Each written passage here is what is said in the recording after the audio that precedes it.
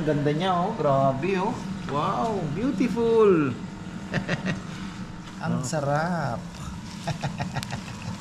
Ang sarap.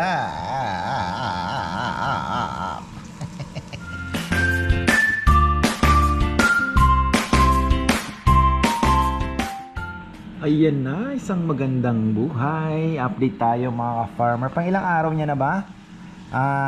Third day. Ayan, masigla naman siya. Oh, 'di ba? Ito ay tatanong ko kay Brother Owen. Pundido yata. Tatanong ko rin kung ano kasi hindi ko pinapatay nung ilang araw. So, tatanong ko sa kanya kasi sabi ni Brother Maynard, paggagabi daw papatayin. So, ayun po. Ganda kasi tingnan pagka may ilaw. So, ayan, bili na lang tayo ng bago. Kasi yung galing sa 88 Thread Gallery, hindi siya submersible. Mas maganda yung submersible na ilaw. Ayan. Mamaya maglilinis tayo. Kasi mayroon siyang hindi kinain na hipon. Ayan, hihigupin natin. Tapos may nahulog na bubuyog.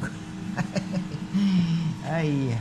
So, ang diet na ngayon ay kahapon pala, mga ka-farmer, nagpakain tayo. Nag-enjoy ako. Hindi ko muna natanong yung si Sir Nax TV kung saan galing yung arwana. Tapos si Brother Maynard din, ang ating mentor sa pag-arwana, hindi ko din natanong. Nag-enjoy ako sa pagpapakain. Kumain siya ng ayun, ang ganda niya, oh. Grabe, oh. Wow, beautiful. Mga farmer, pag close up makikita niyo po kung gaano kaganda yung isda. Flawless. Tingnan nyo naman, walang hiwa yan. Pinili ko lang po yan, naka-video. Pero wala naman kasi talaga. Wala kang doon sa 88 Thread Gallery, wala po kayong matawag dito. Kumbaga malilito ka kung ano ang pipiliin mo sa ganda. So ang tiningnan ko na lang yung pagka-graceful niya. So talagang wala kang tulak kabigin, sabi nga nila. Ayan, oh. Gusto ko kasi yung crossback na tinatawag. Nakikita ko na yung kaliskis hanggang likod, no? So yun po ang isa sa mga tiningnan ko. Tapos yung paglangoy niya, syempre. Ayun, ganda. Eto, bumili ako. Wow! Pasintabi sa mga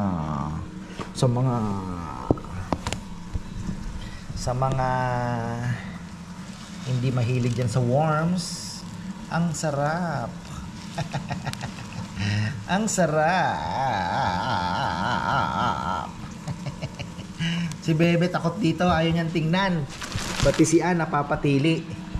So ayan, bala kong mag-breed nito, mga ka-farmer. Isa sa mga natin, magbi-breed po tayo nito. Tinignan ko na, mabilis lang naman. Kailangan lang natin ng mga containers. So subukan natin. Dagdag na din. So, yung cockroach, kasi ang magiging diet nito, ang plano ko, pwede naman kasing ito daw. Kaya lang, pag ito daw pang pinakain, ay mostly, ayaw niya na po ng iba. So, sabi ko, mas maganda siguro variety na, no? Yung dubia roach, pag-aaralan pa natin kung paano tayo makakakuha at paano natin ibibili. Kasi parang medyo, yung cockroach medyo hindi ko type. Yung shrimp, pwede rin, pero yung cockroach daw maganda din. At alam nyo bang, isa daw sa pinakamagandang ipakain dito is frog. Yung palakang bukid, mga farmer, yung maliliit. So, sabi niya Brother Owen. Alam mo, sabi niya, sir, kapangarap ko dyan sa farm mo na yung manghuli ng mga palaka. Yun daw ang pangarap niyang ipakain sa, siyempre nasa Manila siya, hindi naman siya makakakuha. Sa arwana, napakaganda daw ng epekto. So ako naman takot sa palaka. So sabi ko, pasensya na, hindi ko kaya ata yun. So ito na lang, ibibreed natin. Kasi ito, malay nyo, makuha ko yung tamang proseso ng pagbibreed nito. Pwede tayong mag-alaga ng kasi pinag-iisipan ko, gusto ko rin talagang yung manok sana, yung maganda pong ipakain to sa chicken. Although may feeds ka, may ganito ka, plus yung mga damo-damo, yung mga greens, madre de agua, etc. Pwede.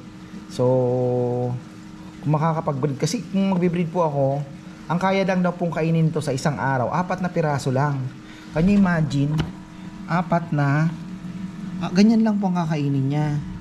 Hindi kasi pwede mag-overfeed, although nag-i-enjoy ako na magpakain talaga mga ka-farmer, sa totoo lang.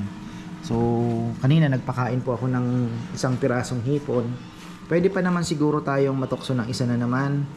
So, ito, ayan, napakain natin. Sorry oh, ikaw ang sacrifice. Ikaw ang sacrifice. Ang cute-cute mo. Cute-cute mo, grabe.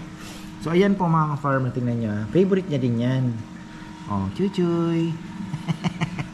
Tingnan natin tingnan yan, chuy-chuy na to. Nasaan ka na ba? Kinakapa ko lang yung ayan, hulog natin ha. Kikita niyo po yan. Pagbalik niya, titirahin niya yan. Di ba? Sarap, sabi niya, crunchy. Pero tama na yon. Kasi kumain na po siya ng small piece ng shrimp kanina. So at least kumakain siya ng shrimp, kumakain siya ng worm. So bukas naman ha.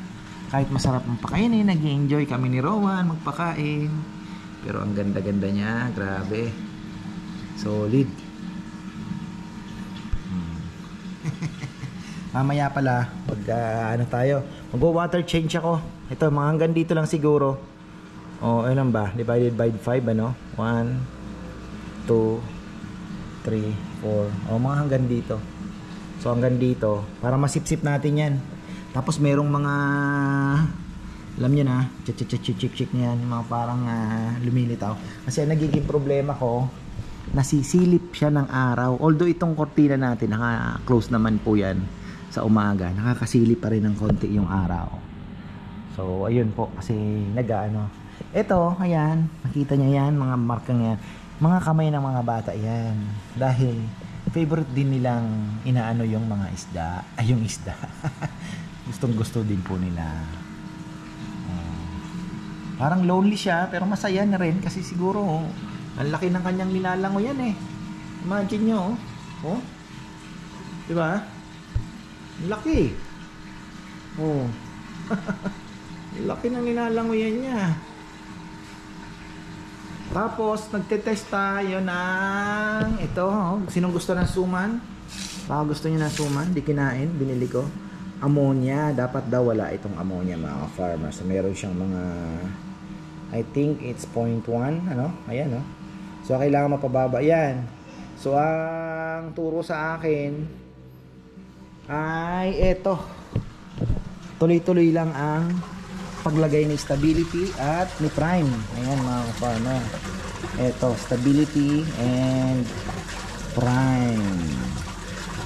Naglalagay na naman tayo mamaya kasi kahapon naglagay tayo. Naglalagay ulit tayo nito. Ayan. Ito, marami-rami na ang ginawa. Binili natin. So, ayun. Wow. Ganda.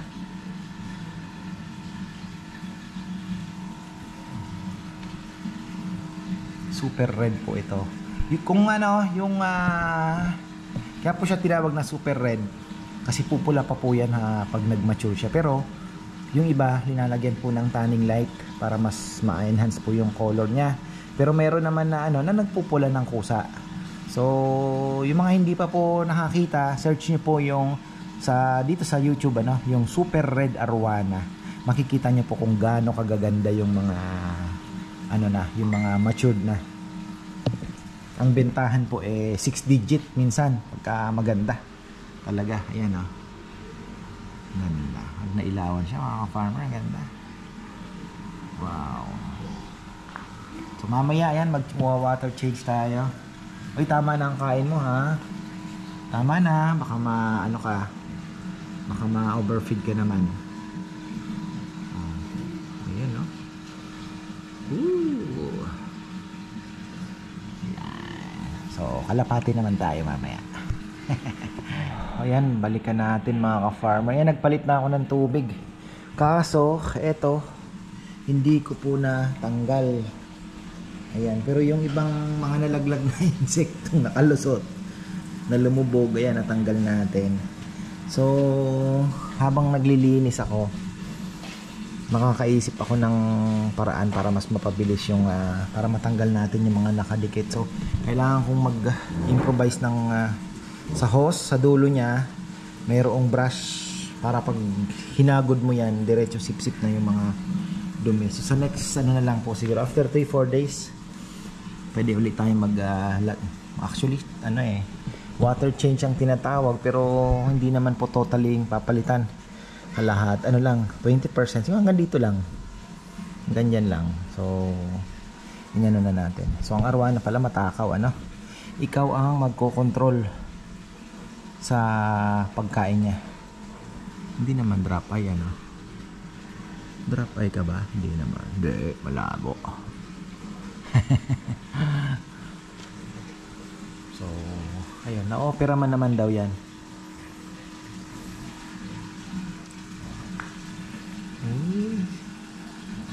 Ganda talaga, sarap panoorin. Kaya lang itong ating ano, hindi ko pa pala natanggal. Titingnan natin yan kung mapapaandar pa natin. Ito, ayan. Kung hindi, bibili na lang tayo sa Shopee. Meron naman online. Tapos naglagay ako uli ng prime. Ito, siyempre, kumatalsik ka. Ano ka? Kumatalsik ka, boy. Ayan. Ito yung ating ito na. Yan. Kita nyo ba? Ayun yung UV. So okay pa naman. Ayan, putol pala. So ayan, okay pa naman po yung ating sponge. Medyo may tilamsik lang ng kaunti.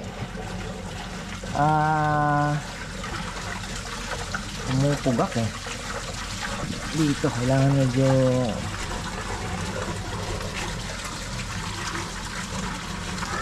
ng hangarang siguro. Magawa natin ang paraan yan. Tapos eto, stability, naglagay din pala tayo. Ayan, nagano ng konti, kumatalsik dito. Ano bang pwedeng gawin? Tinatawag na ako ng aking anak. So ayan, bukas nang pakain natin mga ka-farmer.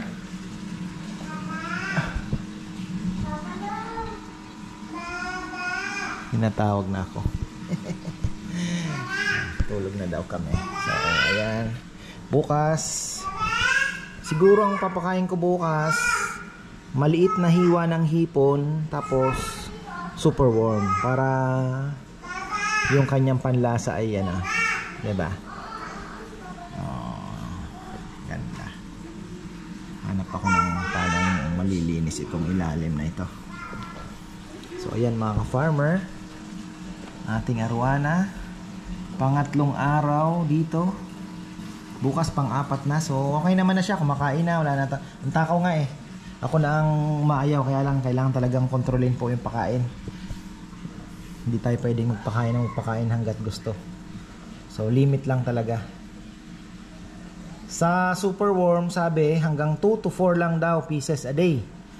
So hanggang doon lang kasi maliit pa siya. Sa hipon naman mga maliit, 3, ganun daw na maliliit na hiwa, mga ganyan. So ganun. Balak ko alternate na lang, pero yung siguro ano lang muna, hipon at ano lang ang papakain muna natin, super worm. Yung dubia wala pa akong nakukuha cockroach kasi pag nag-breed tayo nun, wala naman ibang papakainin ng cockroach, diba? So dadami ng dadami. Pero yung super worm wala pong problema kasi pwede tayo mag-alaga ng decal chicken. Pwede natin diba, pampakain din, tapos meron ka pang itlog. Pero kasi yung cockroach wala tayong ipapakain, isang 2 piraso lang siguro pag lumaki-laki yan. So dadami lang ng dadami. Hindi naman tayo pwedeng diba? Ay, mas gusto ko ako mag-ano ng super worm, dito tayo bibili. Kaya lang yun nga, hindi daw po pwedeng puro super worm lang ipapakain. Pipitikan natin ng hipon. Kay Nanay Conching. Diba? Ay, bili na tayo maliliit lang.